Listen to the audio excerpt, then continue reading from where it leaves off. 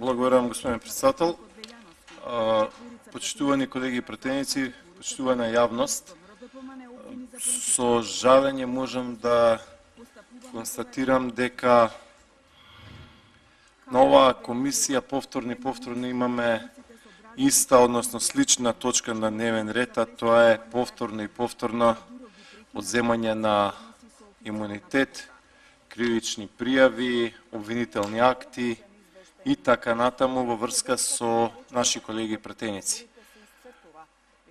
Прво, да ви кажам, во врска со оваа комисија, генерално во сите досегашни парламентарни состави ова било помеѓу понеактивните комисии. Од разбирливи причини, за жал во овој парламент ваква ситуација некогаш се случува да имаме и на 2 и на 3 недели. Наместо да имаме ситуација каде што оваа комисија горе-доле плюс-минус ќе констатира престанок на функција на некој пратеник затоа што станал градоначалник или како во случајот на колегата Тунтев заминал на некоја друга функција. За жал не имаме една сосема поинаква ситуација.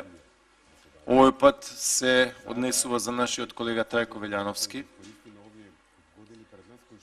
И со оглед на сензибилитетот на целиот настан, јас прилично ќе внимавам во оваа дискусија, затоа што знам дека и сите знаеме всушност за кој настан се работи и како тој настан се однесува на целиот овој законодавен дом во целина.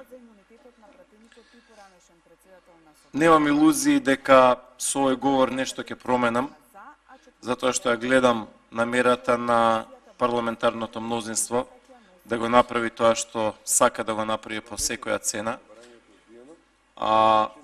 Тоа е всушност да главен инструмент на поднаводници на убедување на пратеници е перманентна политичка уцена. И нормално, јасно е, желбата е тука Трајко Велјановски што е можно да биде полого во притвор, па после тоа како на 19. октомври по потреба во изден да се вади од притвор ако треба нешто во оваа собраниска седница да се гласа.